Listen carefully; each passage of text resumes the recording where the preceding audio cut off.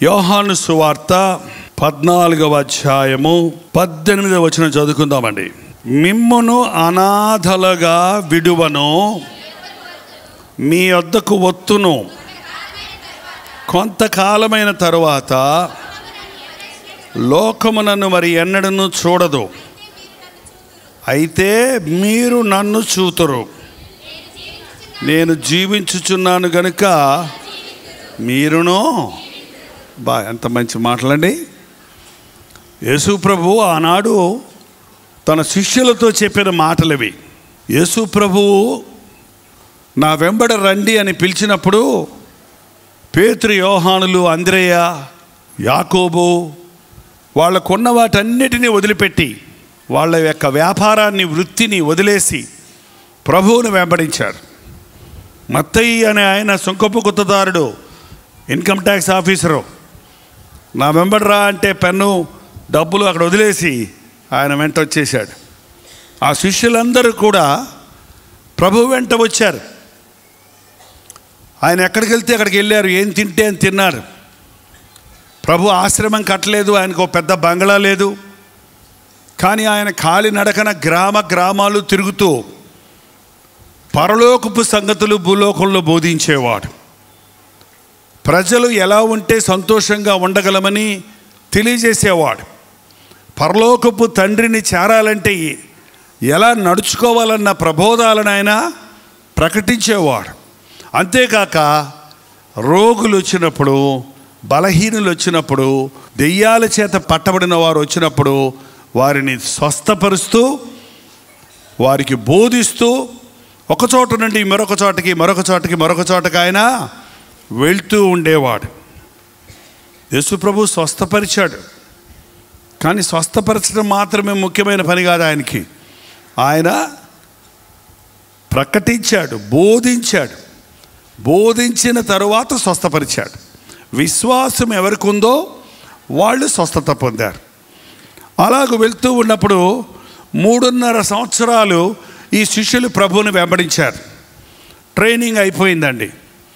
ఇప్పుడు యేసు ప్రభువుని నమ్ముకొని మేము అన్నీ వదిలిపెట్టి వచ్చామే, మాకు ఒక్కొక్కరికి ఒక పెద్ద చర్చి కట్టిస్తే ఇస్తాడేమో, మా ఒక్కొక్కళ్ళకి పెద్ద 4-5 వ్యాన్లు కొని బ్యాంక్ అకౌంట్లు ఓపెన్ చేసి ఏంటంటే పెన్షన్లు, ప్రావిడెంట్ ఫండ్లు ఇస్తారేమో అని అనుకున్నారేమో. మరి ఏమొచ్చుద్ది యేసు ప్రభువుని నమ్ముకుంటే అని అడుగుతారు చాలామంది. నీకేమొచ్చింది యేసు ప్రభువుని నమ్ముకుంటే అని అడుగుతారు. ఏం చెప్తారు మీరు? కొంతమంది అన్నీ వచ్చాయంటారు, కొంతమంది ఏమంటారండి, ఏమోలే, ఏదో నీరసం అయిపోతారు ఏంటండి. యేసు ప్రభువుని నమ్ముకున్నది ఏదో వస్తుందనా? డబ్బుల కోసం యేసు ప్రభువుని నమ్ముకునేది? డబ్బులు కావాలంటే బిజినెస్ చేసుకోండి, ఉద్యోగం చేసుకోండి, కష్టపడి పని చేసుకోండి, డబ్బులు దొరుకుతాయి.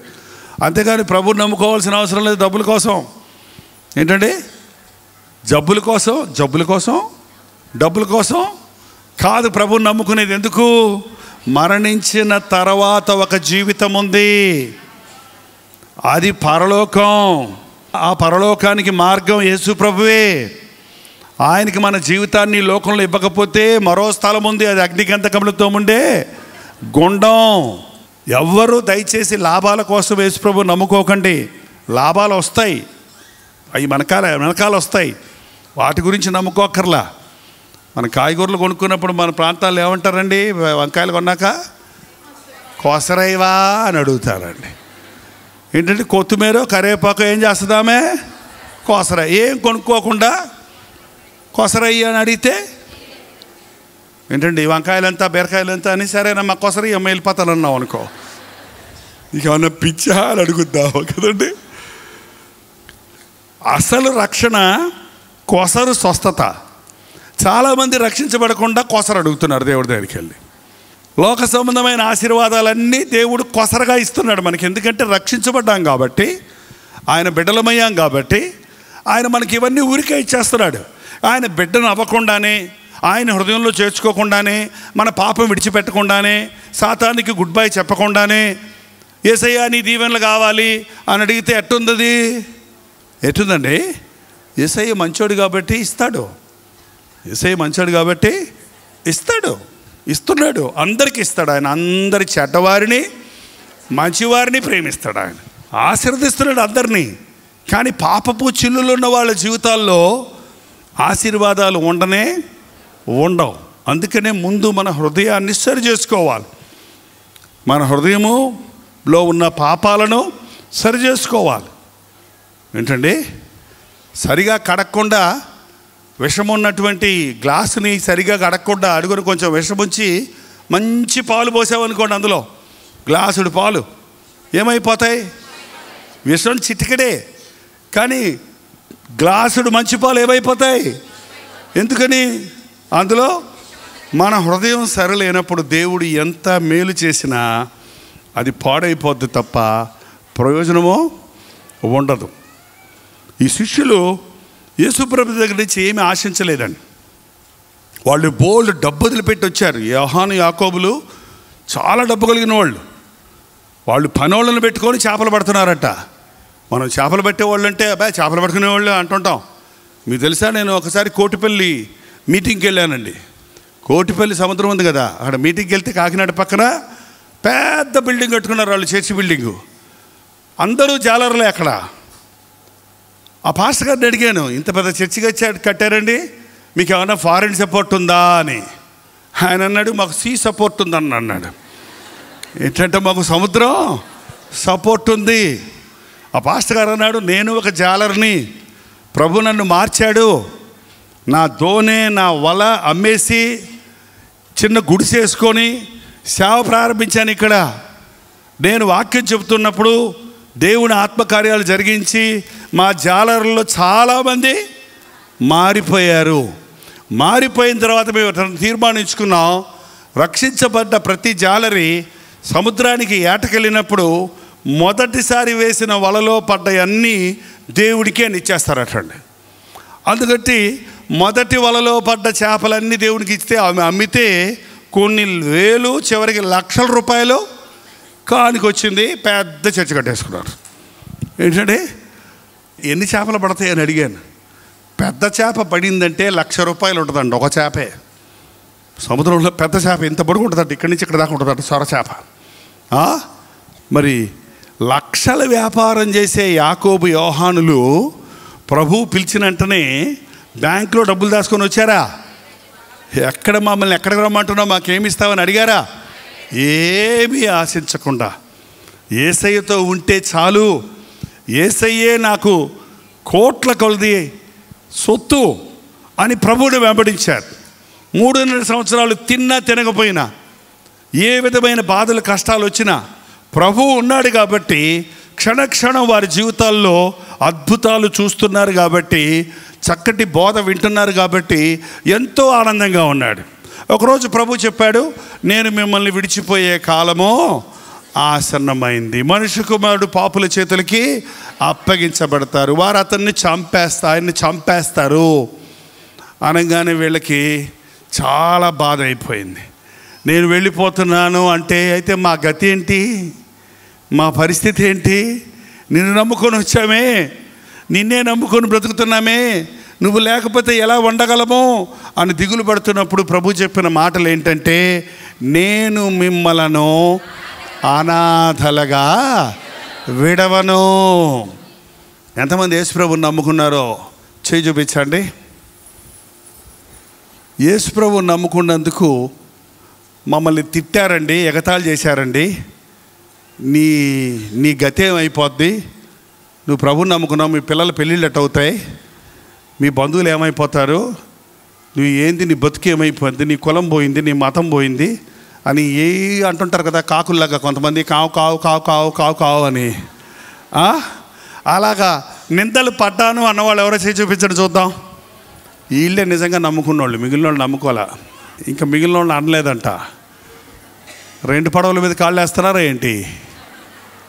ఏంటంటే గోదావరిలో ఒక అబ్బాయి కొత్తగా గోదావరిలో తిప్పమంటే ఓ పడవలు ఎక్కించుకుంటే వాడికి ఎప్పుడు నీళ్ళు అలవాట్లేదు.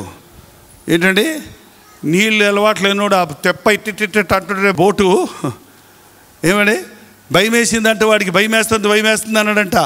పక్కనే ఇంకో బోటు వస్తుంటే అది బాగున్నట్టు అనిపించిందంట, ఇది ఊగుతున్నట్టు అనిపించిందంట. అందుకని ఒక కాలు తీసి అందులో పెట్టాడంట. ఏంటండి ఇది ఊగుతున్నట్టు అనిపించిందంట, మళ్ళీ అది ఊగుతున్నట్టు అనిపించిందంట. ఎందులో పెట్టాలో అర్థం కాక ఇది ఇటుపోయిందంట అది అటుపోయిందంట మధ్యలో పడిపోయాడంట. సగం భక్తి క్రైస్తవ భక్తి కాదు. నీ పూర్ణ హృదయంతో, నీ పూర్ణాత్మతో, నీ పూర్ణ శక్తితో నీ దేవుడైన యెహోవాను ప్రేమించాలి. ఉంటే వెచ్చగా ఉండు, లేకపోతే చల్లగా ఉండంటే. యేసుక్రీస్తునందు సద్భక్తితో జీవింపగోరు వారికి శ్రమలుంటాయి, కష్టాలుంటాయి, నిందలుంటాయి. కానీ వాటిని మనం పట్టించుకోకూడదు, వాటిని అలా దులిపేయాలంతే. ఏంటండి వాళ్ళు ఏదో అన్నారా, అయిపోయింది నీ పని. యేసుప్రభుని నమ్ముకున్నప్పుడు మా నాన్న సేవకు పంపించినప్పుడు, మా నాన్నగారు ఒక ఇంజనీర్గా ఉండేవాడు. రక్షించబడ్డారు అద్భుతంగా. రక్షించబడిన తర్వాత నేను డాక్టర్ చదివించాలనుకున్న ఆయన దేవుని చిత్తం మీద అని అడిగితే నా తండ్రితో దేవుడు మాట్లాడాడు, ప్రథమ ఫలం దేవుని సొత్తు. మా ఇంట్లో 8 మంది పిల్లలు, నేను పెద్దవాడిని. నేను రక్షించబడ్డా. మా నాన్న కన్నీటితో ప్రార్థన చేస్తే 3 నెలలు తిరగకుండా దేవుడు నన్ను రక్షించాడు. ప్రభువా నన్ను ఎందుకు రక్షించుకున్నావు, నువ్వు కూడా ప్రార్థన చేసుకో అయ్యా, దేవుని చిత్తం చేయ్యా అంటే నేను ప్రార్థన చేసుకుంటే నీ తల్లి గర్భములో నిన్ను రూపించకమునిపై నేను నిన్ను ఎరిగి తిని జనములకు ప్రవక్తగా నేను నిన్ను బయలుపరిచి వినిపించిందంటే 18 ఏళ్ళ కుర్రోడికి ఏం అర్థం కాల నాకు. కానీ దేవుడు పిలిచిన వాడు నమ్మదగిన వాడని మా నాన్న కాకినాడ నుండి మెడ్రాస్కు పంపించేస్తే వెళ్ళిపోయాను నేను. మా బంధువులందరూ హిందువులు. మా అమ్మ నాన్నని తిట్టారంట, ఏంటాడు బతుకు పాడు చేసేసావు, వాడి పర్సనాలిటీ ఏంటి, సంచులు తెలుసుకొని ఇంటింట తిడుక్కొని అడుక్కు తినాలవాడు, దేవుని సేవకుడు అంటే ఏంటంటే సంచి తెలుసుకొని ఇంటింట తిరిగి అడుక్కు తినేవాడంట. ఏంటంటే వాడి భవిష్యత్తు ఏమైపోద్ది అని తిట్టారండి. ఏంటంటే ఏమైంది నా భవిష్యత్తు, అడుగుతుంటున్నానా? అలా అన్నో బంధువులందరూ లైన్లో వస్తారు ప్రార్థనకు నా దగ్గరికి. ఇదేంటక్క లైన్లో వచ్చావంటే రానివ్వలేదయ్యా అక్కడ అంటున్నాను. లే మా తమ్ముడు అంటే అందరూ చెప్తారులే, అందరికీ తమ్ముడే ఆయన, అందరికీ అన్నీ ఆయన.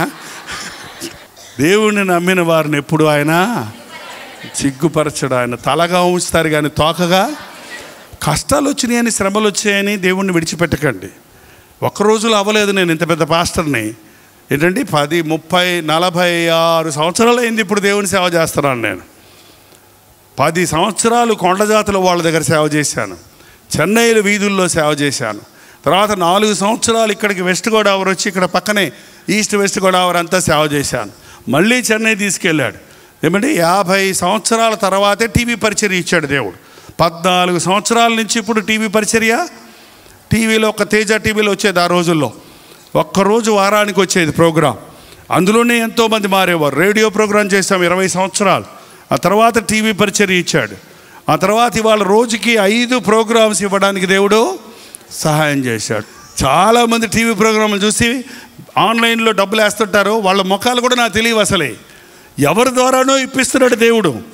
దేవుడు ప్రేరేపించిన వాళ్ళు ఇచ్చిన కానుకలు నమ్మకంగా వాడి సొంత ఖర్చులకు కాకుండా సువార్త పరిచర్యకి వాడుతున్నప్పుడు ఆయన సేవ విస్తరిస్తుంది, ఫలిస్తుంది.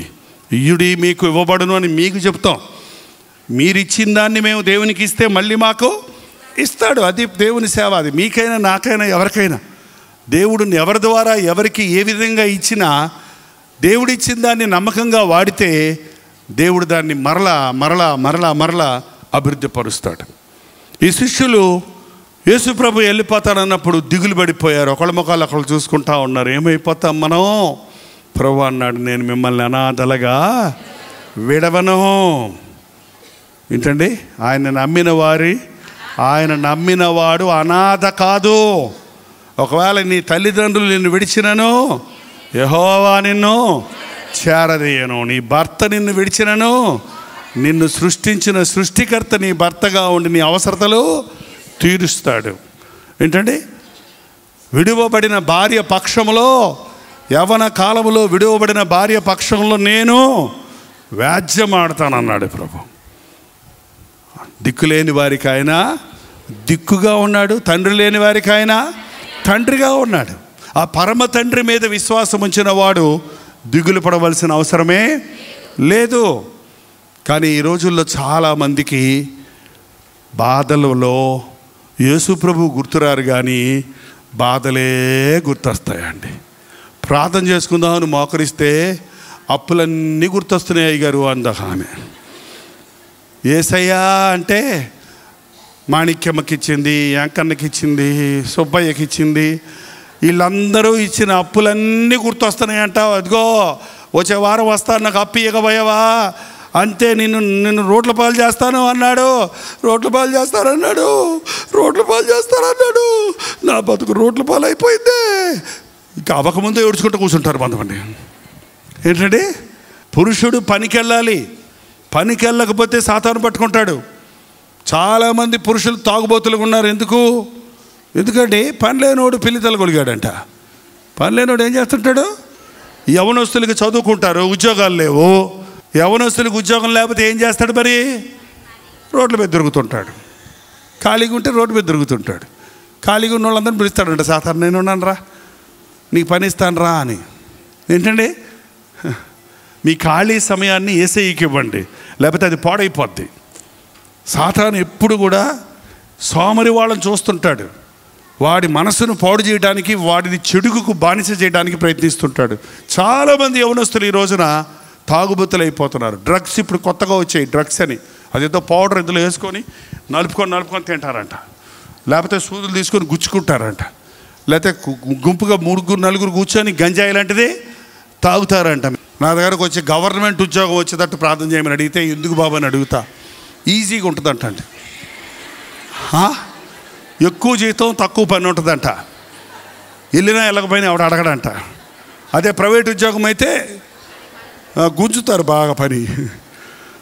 కష్టపడండి, కష్టార్జితాన్ని దేవుడు దీవిస్తానన్నాడు. అది గవర్నమెంట్ ఉద్యోగమైనా ప్రైవేట్ ఉద్యోగమైనా కష్టపడేవాడిని, నమ్మకస్తుడిని దేవుడు తప్పకుండా హెచ్చరిస్తాడు.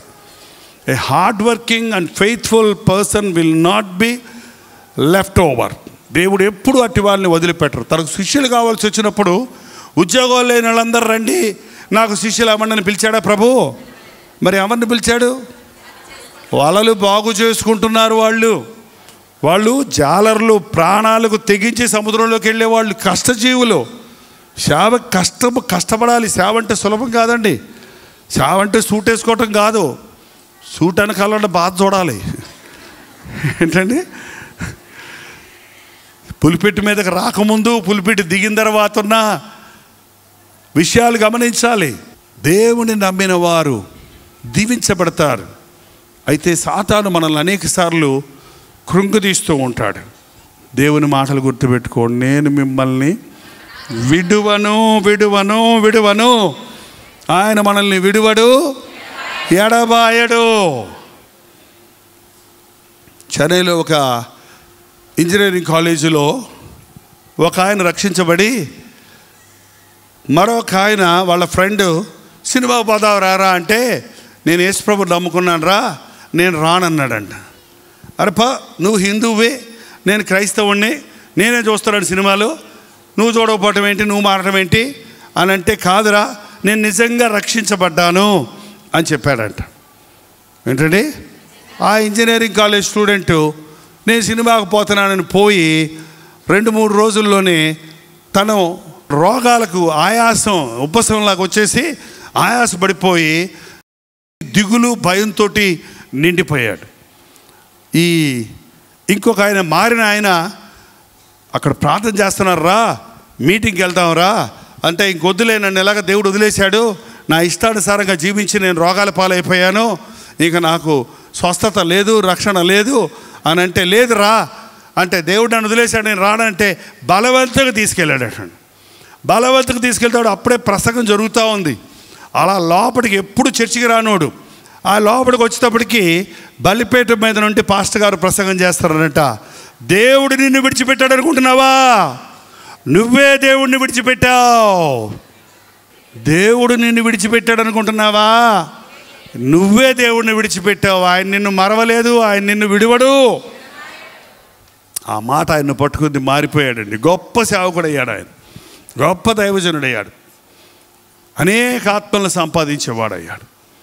చాలాసార్లు మనం దేవుడు మనల్ని విడిచిపెట్టాడు అనుకుంటున్నాం. దేవుడు మనల్ని విడిచిపెట్టలేదు, మనమే దేవుణ్ణి మనం పిల్లల్ని ఎక్కడికైనా బయట తీసుకెళ్ళామనుకోండి, తీర్థానికి తిరణాలకి, ఏం చేస్తారు చెప్పండి? పిల్లలు రంగుల రాట్నాలు, ఆ జెండాలు ఎన్ని ఉన్నాయన్నప్పుడు ఏం చేస్తారు చెప్పండి? ఐస్ క్రీమ్ డబ్బా ఇవన్నీ ఉంటాయి కదండి.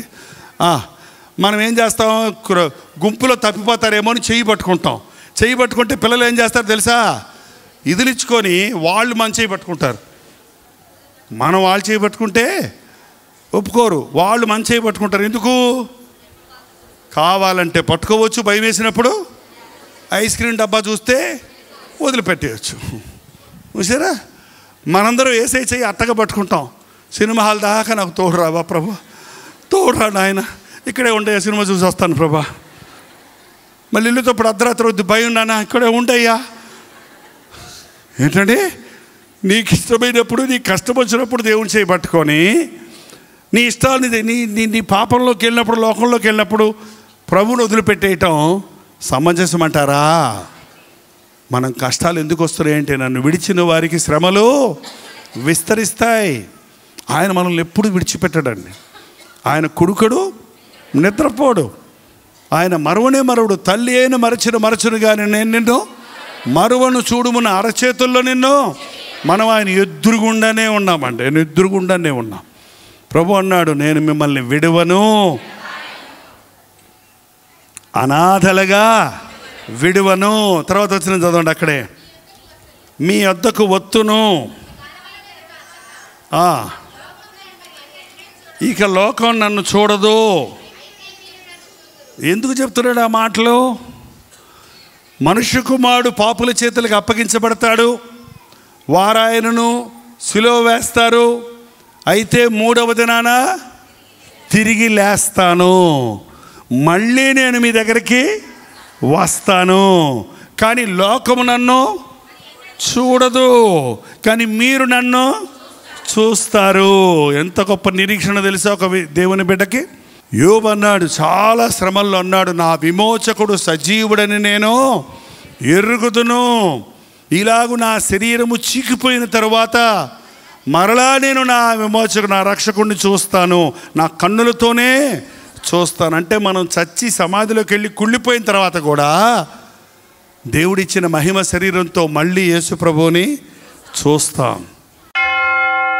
ప్రార్థన. మన 2 చేతులు ఆకాశం వైపు ఎత్తి ఒక్క నిమిషం ప్రార్థన చేద్దాం. ఆనాడు దావీదులాగా, నీవు నాకుండగా ఈ లోకంలోనిది ఏది నాకు అక్కర్లేదయ్యా, నీవుంటే నాకు చాలైనా, నీలోనే బుద్ధి విజ్ఞాన సర్వ సంపదలు ఉన్నాయ్యా. అనేక సార్లు కొసరు పట్టుకొని ఆశలు వదిలేసుకుంటున్నాను. అనేక సార్లు ఈ లోకంలో ఉన్న కష్టాలు పోవాలని ఆశపడుతున్నానే కానీ నిరంతరమైన పరలోకపు రాజ్య వారసత్వాన్ని కలిగి ఉండాలనే ఆరాటం నాకు దయచేయి. ఎవరో తిట్టారని, ఎవరో అవమానపరిచారని, ఎవరో ఏదో అన్నారని ఏడుస్తూ కూర్చుంటున్నావా? అక్కర్లేదు. నేను మిమ్మల్ని అనాథలుగా విడువనన్న ప్రభు నీకు తోడై ఉంటాడు, నీ పక్షంలో ఉండి వాద్యం ఆడతాడు. నీవు ఆయన మీద ఆనుకో, నీ బాధలు ఆయనతో చెప్పుకో. మనుష్యులను నమ్ముకున్నటి కంటే యెహోవాను ఆశ్రయించటం మేలు. మనుషుల దగ్గరికి వెళ్ళి ఆడవలసిన అవసరం లేదు, మనుషుల దగ్గరికి వెళ్ళి అడుక్కోవాల్సిన అవసరం లేదు, మనుషుల దగ్గర అడుక్కోవాల్సిన అవసరం లేదు మనకి. నా నామంలో మీరు ఏమి అడిగినా ఇస్తానన్న ప్రభు నీ హృదయ వాంఛలు తీరుస్తాడు. ఉద్యోగం లేదా? మోకరించి ప్రార్థించు, ప్రభువా నాకు ఉద్యోగం దయచేయ్యా, నా తల్లిదండ్రులకు సహాయకరంగా నన్ను చేయనాయనా. గర్భఫలము లేదా? గర్భఫలము యెహోవా ఇచ్చు దానము, కుమారుడు ఆయన అనుగ్రహించి స్వాస్థ్యం అన్నాడు. భార్య భర్తలుగా మోకరించి ప్రార్థించండి, ఒక అద్భుతాన్ని దేవుడు జరిగిస్తాడు, ఒక చక్కటి బిడ్డను మీకు అనుగ్రహిస్తాడు. నేను మిమ్మల్ని విడవను, నేను మిమ్మల్ని ఎడబాయను, నేను మీకు తోడుంటా, నేను మీ హృదయ వాంఛలు తీరుస్తా, మీ శాపాన్ని నేను భరించా, మీ శిక్షను నేను భరించా, మీ స్థానంలో మరణించా, నా స్థానంలో మీరు జీవించమని ప్రభు చెప్తున్నాడు. ఎన్ని రోజులుగా యేసయ్యను నమ్ముకున్నావు? ఇంకా ఎందుకున్నాయి నీ జీవితంలో ఈ కష్టాలు? ఎందుకున్నాయి ఈ కొరతలు? ఎందుకు ఇంకా సాతానికి అధికారం ఉంది నీ జీవితంలో? అపవాదిని ఎదిరించండి, వాడు మీ వద్ద నుండి పారిపోతాడు. అపవాదికి భయపడొద్దు, సాతానికి లొంగొద్దు. వాడు మొదటి నుంచి దొంగ, దోచుకునేవాడు. వాడి బెదిరింపులు, వాడి మోసాలు, తంత్రాలు, వాడి యొక్క క్రియలను ఎరిగిన వారిగా ఉందాం. సాతాను ఎదిరించే వారిగా ఉందాం. ప్రతి ఒక్కరు నోరు తెరిచి ప్రార్థన చేయండి. ఈ సమయంలో పరిశుద్ధాత్ముడు మన మధ్య సంచరిస్తున్నాడు. నిన్ను ఆపాద మస్తకము ముట్టాలని ఆశిస్తున్నాడు. నీ శరీరంలో ఉన్న రోగాల నుండి నిన్ను స్వస్థపరచాలని ఆశిస్తూ ఉన్నాడు. శరీరంలో ఏ భాగంలో ఏ బలహీనత ఉన్నా ఆయన పొందిన దెబ్బల వలన మనకు స్వస్థత ఉన్నది. నీవు నిలిచని ఉండగానే నీ రక్తనాళాలలో ఉన్న జబ్బులను, నీ ఎముకలలో ఉన్న బలహీనతలను, నీ గర్భకోశములో ఉన్న నీటి బుడగలను, నీ శరీరంలో నిన్ను కృంగదీస్తున్న షుగరు, బీపీ, థైరాయిడ్ వంటి బలహీనతల్ని ఇప్పుడే నజరేయుడైన యేసుక్రీస్తు నామములో స్వస్థపరచుచున్నాము. స్వస్థపరిచే యెహోవాను నేనే అని చెప్పిన దేవా, నీ బిడ్డల హస్తాలను చూడు నాయన, వారి హృదయాలను చూడు నాయన. ప్రతి ఒక్కరిని దర్శించు, ప్రతి కుటుంబాన్ని దీవించు. ఇంకా ఏ కుటుంబంలో ఎవరు మారలేదో అది ఆ ఇంటి యజమానైనా, ఆ ఇంటిలోని బిడ్డలైనా ఈ రోజు నుండి నీ ఆశీర్వాద బట్టి గృహాల్లో దయచేసి, ఇది మొదలుకొని నేను మిమ్మల్ని ఆశీర్వదించుదనన్న మాట అక్షరాల మా పట్ల నెరవేరడానికి సహాయము దయచేయం. నీ చిత్తమైతే నీ రాకడ ఆలస్యమైతే ఈ ప్రాంతాల్లో మరల గెట్టుగెదర్లు పెట్టడానికి మార్గాలు తెరవమని యేసుక్రీస్తు నామములో అడుగుచున్నాము తండ్రి. మన తండ్రి అయిన దేవుని యొక్క ప్రేమయు, కుమారుడైన క్రీస్తు యొక్క కృపయు, ఆదరణకర్త అయిన పరిశుద్ధాత్మ యొక్క సహవాసమును కూడి వచ్చిన మనందరికీ ఇప్పుడును సదాకాలమును తోడై ఉండును గాక. ఆమేన్, ఆమేన్, ఆమేన్.